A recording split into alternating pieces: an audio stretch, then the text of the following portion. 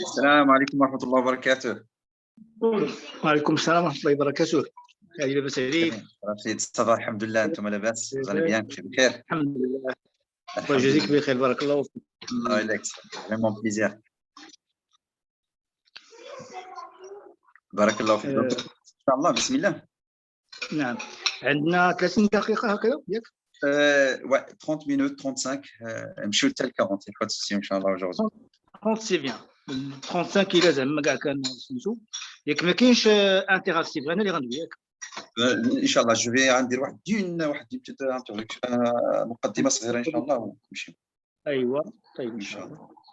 بسم الله الرحمن الرحيم، الحمد لله رب العالمين والصلاة والسلام على مولانا رسول الله وعلى آله وصحبه ومن والاه. Mes très chers frères, mes très chers sœurs, assalamu alaikum wa rahmatullahi ta'ala wa barakatuh. Donc nous sommes honorés d'avoir parmi nous aujourd'hui, Inch'Allah, un frère, un ami, M. Rachid Lamarté. Rachid Lamarté, il a donné beaucoup pour la communauté musulmane ici en France, et particulièrement la communauté de Saint-Quentin, à travers, machallah, les prêches, et je pense même l'architecte de la mosquée, si je ne me suis pas trompé, mon frère Rachid. Et pour moi, M. Rachid Lamarté, je le considère comme mon grand frère, parce que quand je suis venu en France en 2016, quand j'étais imam dans une mosquée qui Rochin, c'est France, mais à la Belgique, subhanallah, c'est parmi les premières connaissances. Je ne sais pas si tu te rappelles, mon frère Rachid, la réunion qu'on a fait ensemble après la prière du Jumu'ah. Tu m'as vraiment encouragé, tu m'as donné les clés de l'émission de l'imam ici en France. Donc, barakallah fik, tes conseils sont toujours là. Et grâce à toi, grâce à Allah subhanahu wa ta'ala, on est là aujourd'hui. Barakallah fik. Donc, pour que le temps des souvenirs qui ne s'oublient pas, et on a beaucoup appris nous aussi sur les sciences du Coran, sur les sciences du juif, sur beaucoup de choses que tu nous as inculquées, et ça on ne va pas l'oublier non plus de notre côté, Inch'Allah. Barakallah fik. Allah te récompense, akhi. Allah yaj'al fi mizan hasanat. Donc, Inch'Allah, pour ne pas trop tarder, Inch'Allah, la parole, Inch'Allah, bismillah. Bismillah wa alhamdulillah wa salatu wa salam ala rasulillah. Donc, nous ici, on est avec des amis, on a soupé ensemble, etc. On ne s'est pas vu depuis longtemps. Et moi, j'ai voulu que ces frères ils soient aussi autour de nous pour partager le contenu de cette rencontre. Nous l'avons appelé cette rencontre, donc, la preuve par l'épreuve. C'est un jeu de mots, mais un jeu de mots que je vais peut-être d'abord introduire. La preuve, c'est-à-dire la preuve qu'on est croyant, la preuve qu'on est sur le droit chemin, la preuve que tout va bien, la preuve qu'on est vraiment attaché à Dieu, qu'on croit en lui. Et comment on va le prouver? On va le prouver par l'épreuve. C'est pas nous qui installons ce programme, c'est Allah subhanahu wa ta'ala lui-même qui l'installe, ce programme, et qui nous demande de le télécharger et d'utiliser. Donc il nous dit Alif Lam Mim hasiba an-nas an yutraku an yaqulu amanna wa hum la yuftanun. Les gens pensent-ils qu'on va les laisser presque, je dirais, prétendre qu'ils sont croyants et qu'on ne va pas les éprouver? Et donc dans d'autres versets on trouvera qu'Allah a éprouvé ceux qui ont précédé, et même dans un verset Allah ira jusqu'à dire Dieu à travers ça, à travers l'épreuve, saura qui sont les véridiques et qui sont les menteurs.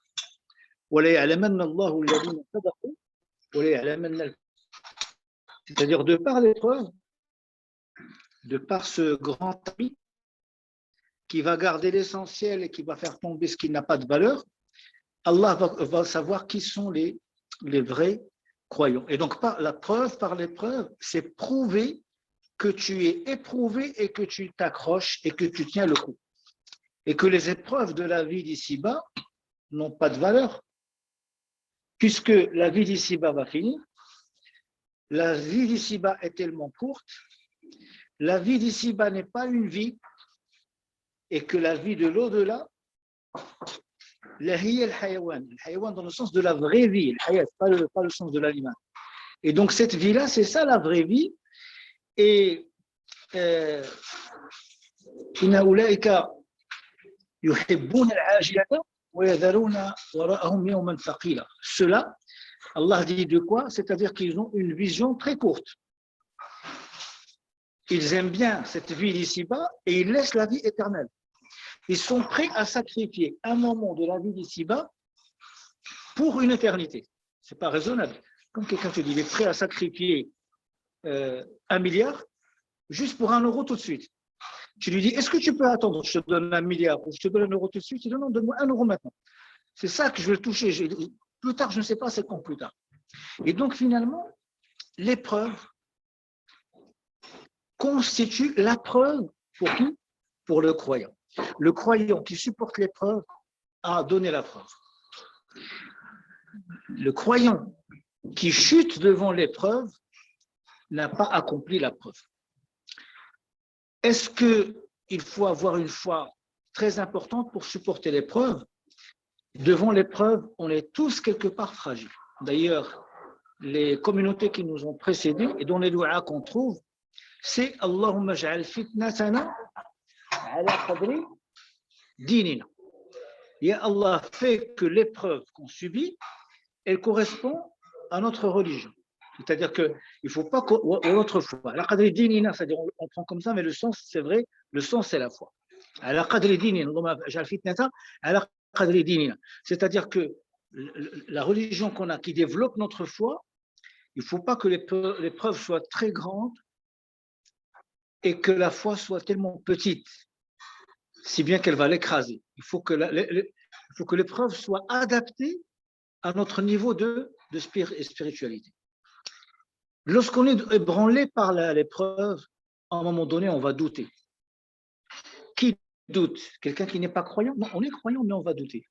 On va douter si jamais est-ce qu'on va régler le problème. Nous, aujourd'hui, nous sommes assujettis à la pandémie du Covid et on se dit, mais ça ne va jamais finir ce truc-là. Parfois, on le dit, ça ne va jamais finir. Parce qu'on doute, on dit, non, ce n'est pas possible. Alors qu'en même temps, le Coran nous dit, avec la difficulté, il y aura de la facilité. Avec la difficulté, il y aura de la facilité. Il nous le répète 2 fois qu'il y aura de la facilité, mais quand on est dans la difficulté, on finit par douter. Ah, c'est pas possible. Première pandémie, deuxième, le Covid, le variant indien, le variant, je sais pas, d'Amérique latine, le variant britannique. Et on dit, mais ça fait que progresser, ça va jamais s'arrêter. Et donc, quand on est dans le mihna, on finit par douter, pas que nous les croyons. Allah nous appelle et nous interpelle, nous dit, حتى يقول الرسول والذين آمنوا معه متى نصر الله. Jusqu'à ce que le prophète, le messager, le Rasoul, et ceux qui sont avec lui, ils commencent à dire, mais elle vient quand cette victoire? Vous vous rendez compte, ici on parle d'un messager, on ne parle pas de n'importe qui. C'est-à-dire que lorsqu'on est ébranlé, il est normal de douter. Douter, ça ne veut pas dire nier la foi. La foi est toujours là. Mais on est perturbé. On ne sait plus où on donnait de la tête. Et dans cette épreuve, c'est là qu'Allah te dit, je vais voir mon serviteur. Est-ce que tu es avec moi que lorsque tout va bien ou est-ce que tu es avec moi lorsque tout va mal? Le deuxième élément, ou plutôt chapitre que j'ai envie de citer, c'est comment nous on comprend l'épreuve.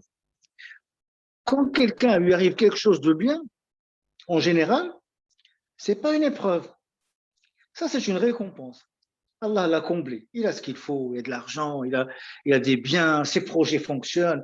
Tout projet qu'il met en place, alhamdoulilah, c'est un projet qu'il porte. Et il dit, mais mon Dieu m'aime bien. Allah m'aime bien.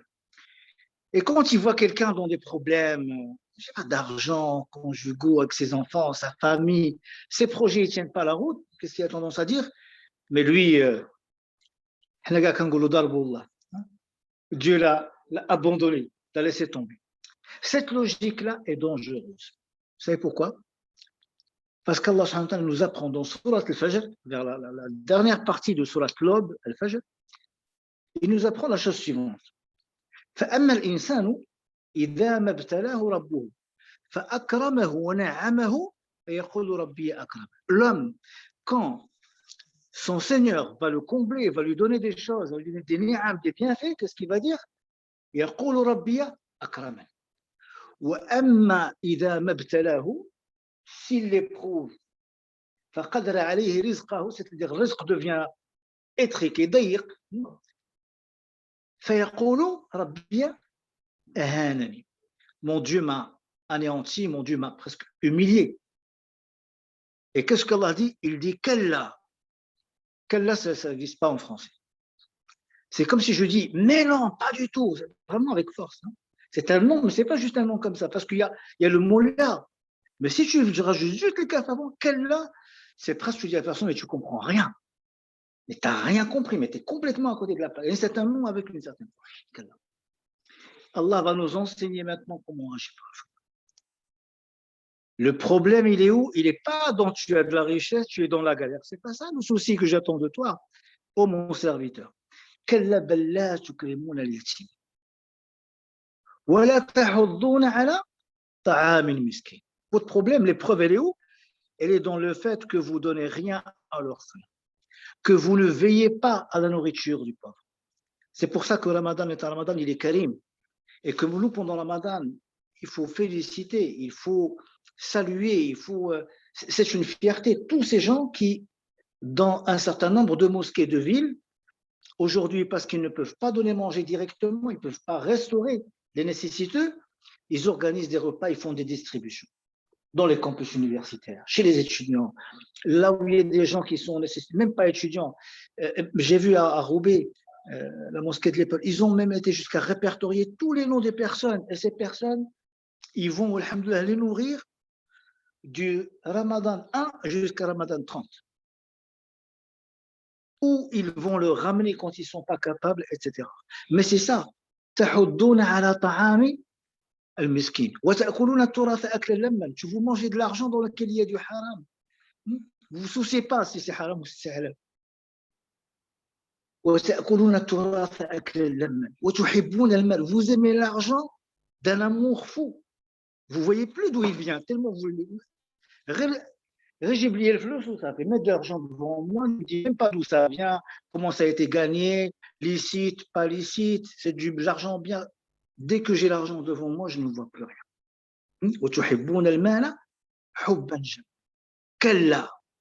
Encore un autre kalla, qui est plus fort encore que le premier. Qu'est-ce qu'il dit celui-là? Kalla, vous n'avez rien compris.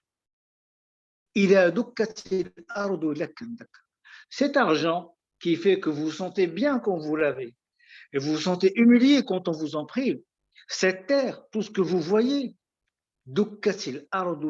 ça, ce que vous aimez, cet argent que vous aimez tellement, tout ça, ça va être réduit en poussière. Ce que vous avez apprécié, valorisé, ça va être réduit à néant, en poussière. Et votre Seigneur va venir. Les rangées, là c'est les services d'ordre qui viennent. On a fait ce qu'on a voulu, le service d'ordre. Safan. Et là on ramène quoi? On ramène l'enfer. On le ramène pour le placer, pour qu'on sache, c'est-à-dire l'homme qui est là, la terre qu'il a aimée, la terre pour laquelle il était prêt à tout faire, la terre pour laquelle il a tout oublié, l'argent, l'or, il est réduit en poussière. Le Dieu qu'il a oublié, il est devant lui. Les anges qu'il a oubliés, ils sont là. L'enfer qu'il a oublié, on le ramène. On n'a pas encore commencé le jugement. C'est juste la mise en scène. La terre, ton Seigneur, tu n'as pas voulu croire en lui, il est là. L'enfer, tu n'as pas voulu y croire, il est là, on le ramène avec des chaînes. Et tu vois la prison, et là, ton Seigneur te rappelle, te dit que la logique selon laquelle, quand je te donne, tu es content, oh mon Dieu, on dirait qu'il t'a donné le paradis, il t'a juste éprouvé, et quand il t'a privé, on dirait que tout s'est écroulé, alors que c'est juste dunya, pour pas te mettre dans cet état. Et bien il te dit, le raisonnement de l'épreuve, il est là. C'est-à-dire que l'épreuve, c'est pas simplement un frère, il galère, il a un problème, il subit un problème dans sa famille conjugale, il a perdu quelqu'un de sa famille, etc. Il est éprouvé, qu'est-ce qu'on lui dit? On dit, mais c'est une épreuve, tiens le coup. Mais le frère qui est riche, qui a bien gagné, qui réussit et tout, il a des biens, il a des usines, il a des gratte-ciel, je ne sais pas ce qu'il a comme bien, on ne va pas lui dire, attention, tu es dans une épreuve. Non. Lui, on va lui dire, mais c'est bien, toi, tu es quelqu'un de Dieu t'aime. Allah, Rabbi t'aime bien, c'est toi qu'Allah t'aime bien. On peut dire, attention, c'est une épreuve. Le bien que tu as, c'est une épreuve. Le mal que tu as, c'est une épreuve. Donc, on va vous éprouver dans le bien et dans le mal. On voit un petit peu le temps qui nous reste. Personne n'a calculé le temps. Alors, on n'a pas commencé à 20, on a commencé peut-être à 10 minutes. Dans le cercle, certains ils sont chargés parfois du temps et j'aime bien l'exactitude du temps. Et donc ici, on n'aura pas le temps de beaucoup développer, mais je voudrais vous dire que les épreuves qu'on a ne sont pas par le bien ou par le mal, ils sont par catégorie. Celui qui veut voir les 4 catégories d'épreuves qui nous attendent et qui nous sont exposées quasi quotidiennement, qu'il aille lire Surat al-Kahf, Surat la grotte. Dans Surat la grotte, on a 4 grandes histoires et 4 grands chapitres qu'on pourrait développer plus tard, mais on va les voir rapidement. Le premier chapitre de Surat al-Kahf nous parle des gens de la grotte. C'est pour ça que la sourate s'appelle Surat la grotte. Qu'est-ce qu'ils ont, ces gens-là? Ils ont aimé leur religion. Ils ont choisi une religion. Ils n'ont fait de mal à personne. Ils n'ont pas agressé, ils n'ont pas fait d'attentat, ils n'ont pas fait de terrorisme. Ils ont juste choisi une religion. Ils ont voulu la vivre à titre personnel. Soit c'est lui, soit c'est moi. Et donc, ils ont juste voulu choisir à titre personnel. Ils ont choisi la religion à titre personnel. Mais l'épreuve, c'est quoi? L'épreuve, c'est in yadharu alaykum yarjumukum aw yu'idukum fi millatihim wa lan tuflihu idhan abada. L'épreuve, si jamais ils vous mettent la main dessus, vous allez être tué, vous allez être lapidé, mort. Ou bien ils vous ramèneront dans leur religion, dans leur principal. Mais que vous restiez sur vos principes, oubliez-le. C'est soit vous quittez. Donc, alhamdoulilah, quand même, la France, c'est un pays de liberté, vous êtes d'accord? On a le droit de rester musulman, d'être musulman. Il y a des petites contraintes, etc. Mais quand même, là, c'est où tu quittes la religion, ou c'est l'exécution à mort. Il n'y a pas d'autre solution. Qu'est-ce qu'il leur reste? Ils vont quitter toutes les richesses dans lesquelles ils vivent, tous les biens, toute l'abondance, et ils vont aller où? Dans le marara, le kef. Kef, il y a rien, il n'y a aucun élément de confort. Vous pouvez imaginer la grotte, pas d'élément de confort, pas d'élément de chauffage, pas rien. C'est une grotte. Mais ils ont un espoir que dans la grotte, où il y a le kef, c'est-à-dire que le rahma d'Allah, il faut aussi qu'on raisonne. Allah peut mettre sa miséricorde, sa bonté, sa rahma dans une grotte et il peut l'enlever du palais. Et eux, ils vivaient justement dans le palais, etc., avec l'épreuve. Et finalement,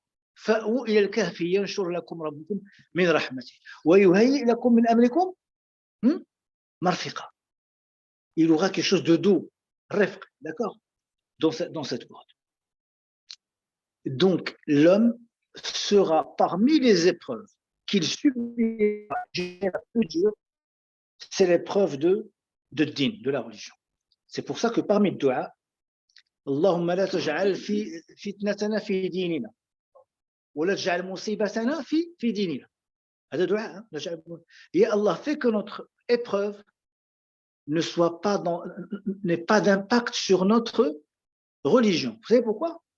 Parce que si l'impact est sur la religion, il finira par toucher quoi? Le dogme, la aqida. Et celui qui était croyant peut devant l'épreuve, la qadr Allah, devenir mécréant. C'est la plus grande catastrophe. Que tu perdes l'argent, que tu perdes les biens, ou que tu perdes la foi. Mais la deuxième épreuve, c'est l'épreuve à l'homme aux deux genres, sahib al-jannatain. Cet homme à qui Allah a donné des richesses, a donné des biens, a donné de l'abondance, a donné des enfants. Mais il a oublié qui lui a donné, et pour lui, c'est lui qui a gagné, c'est lui qui a.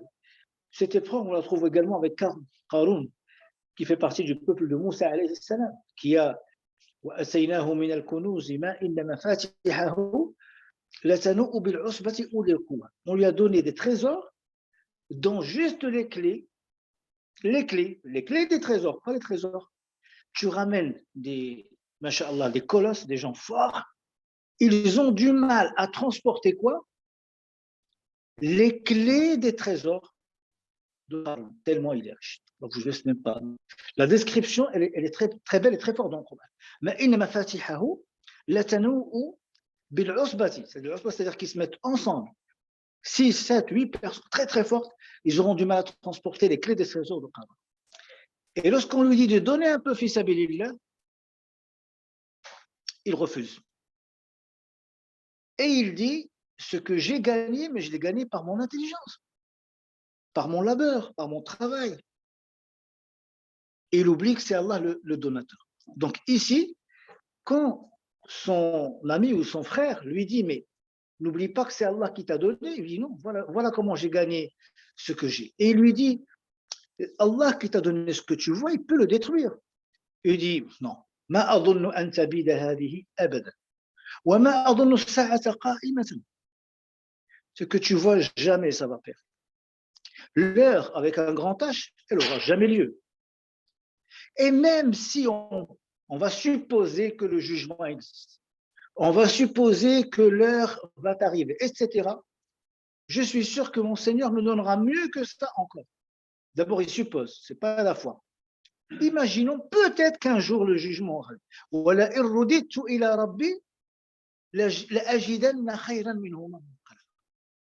Et après, on voit le résultat. Allah subhanahu wa ta'ala va tout détruire. Ses vergers, ses terrains, son agriculture, ses richesses, tout va être détruit du jour au lendemain, réduit en poussière. Ici, la fitna, c'est quoi? Et là, il commence. C'est comme si la personne elle cherche dans ses mains ce qu'elle a dépensé. Mais il est où l'argent que j'ai investi?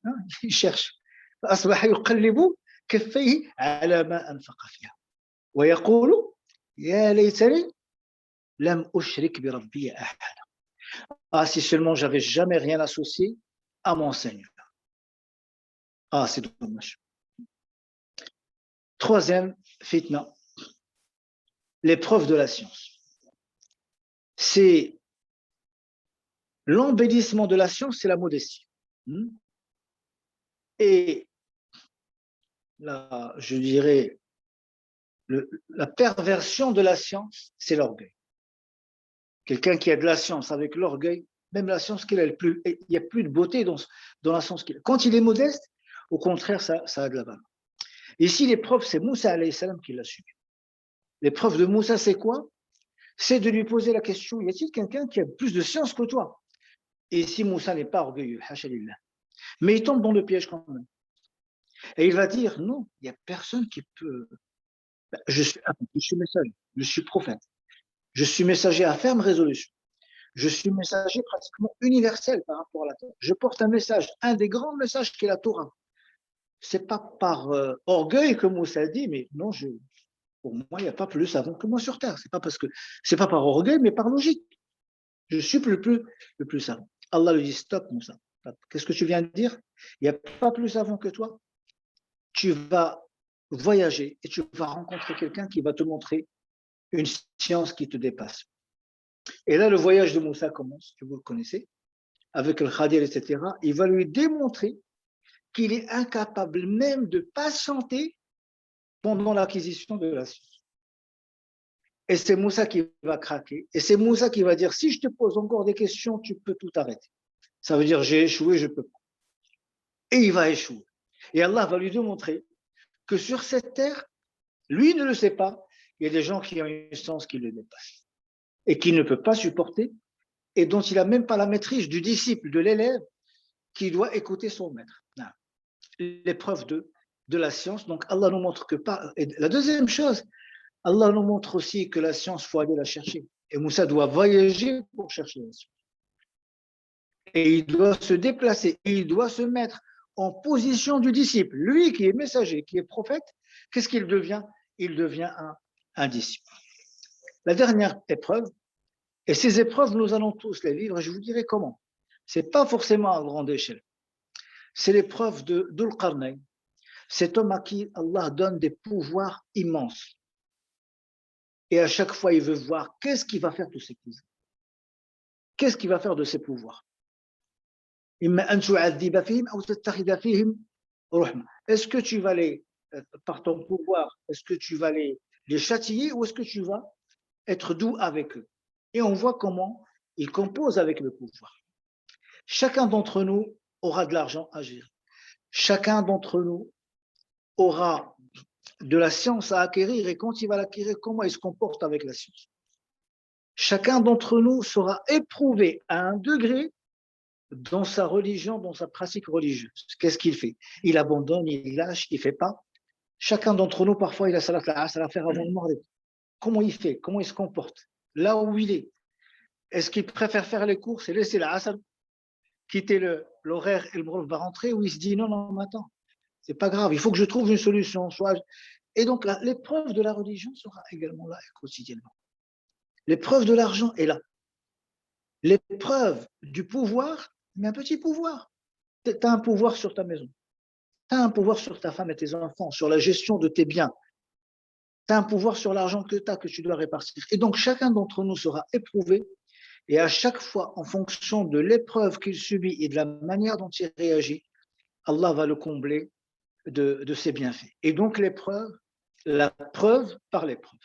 Allah, subhanahu wa ta'ala, en fonction de l'épreuve que tu subis, il va t'examiner. Et quand tu examines quelqu'un, ce n'est pas parce que tu le détestes ou tu ne l'aimes pas. Tu l'examines parce que tu l'aimes, au contraire. Tu lui fais passer un examen. Et en fonction, il réussit, mais tu es content de lui. Tu lui dis qu'il a réussi. S'il n'a pas réussi, tu lui fais des remarques. Quand tu examines quelqu'un, tu veux qu'il progresse.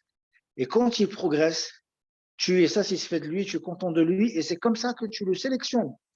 Ta sélection, elle passe par un test, par un entretien. Et c'est comme ça qu'on est par Allah subhanahu wa ta'ala sélectionné et éprouvé. Et qu'Allah fasse que nous soyons parmi ceux qui réussissent l'épreuve. اللهم لا تجعل مصيبتنا في ديننا ولا تجعل الدنيا أكبر همنا ولا مبلغ علمنا ولا إلى النار مصيرنا وصلى اللهم وسلم على سيدنا محمد وعلى آله وصحبه وسلم تسليما كثيرا. جزا الإخوة خير الجزاء على الاستماع وأخونا الشيخ إمامنا علي إن شاء الله على تنظيم هذا اللقاء جزاه الله خيرا وبارك الله فيه. Il y aura إن شاء الله d'autres rencontres et d'autres moments de pouvoir nous voir بإذن الله. بارك الله فيكم أستاذنا الكريم أستاذنا الحبيب. qu'Allah vous bénisse Inch'Allah pour cette intervention qui est très bénéfique. Juste une demande, barakallah fik, et demande aussi pour les frères qui sont là avec vous. Il y a un frère, il m'a demandé des du'as pour des bénévoles qui travaillent le social ici à Saint-Quentin toute l'année. Ils aident les gens, alhamdoulilah, ils sont là tout le temps, alhamdoulilah. Et pour d'autres qui font un grand travail depuis le début de Ramadan, alhamdoulilah, pour nourrir presque 110 personnes, saïmoun, ou bien pour l'iftar. Donc, alhamdoulilah, ils sont là toujours. Donc, ils veulent demander dua. Et ainsi, les frères qui sont là avec toi, Inch'Allah. Et barakallahu fikum encore une fois. Sanallahu ilayk. Tu seras toujours le bienvenu ici à Saint-Quentin. Le mimbar de Saint-Quentin. ديما يستناك حفظكم الله ورعاكم أخي الكريم. الله يجزيك بخير اخي. نسال الله ان الرساله تكون وصلت ان شاء الله وان اللقاء يكون موفق باذن الله. فاذا كانت تساؤلات من بعد ولا نقدروا ان شاء الله يعني on peut organiser notre rencontre sur la base des questions qu'il peut y avoir afin de développer une partie de ce qu'on a déjà fait inchallah. Alhamdulillah, hada khair. Non, alhamdulillah, il y a des questions. Juste en ce moment, on a désactivé cette option des questions parce que aujourd'hui, comme vous le savez tous, je pense que c'est la célébration de Laylat al-Qadr, la nuit du destin, mais nous sommes privés de cette célébration dans nos mosquées. Mais alhamdulillah, on est là chez nous avec nos familles, nos frères et sœurs, alhamdulillah. Juste, barakallahu fikum, si tu peux finir, Inch'Allah, avec le dua. Sanallahu ilayk. الدعاء انت امام ولا شيخنا، حنا ما غاديش ندعيو حتى ان شاء الله. انا كل جور في دي دعاء aujourd'hui حتى نتقاسموا هذا الاجر ان شاء الله.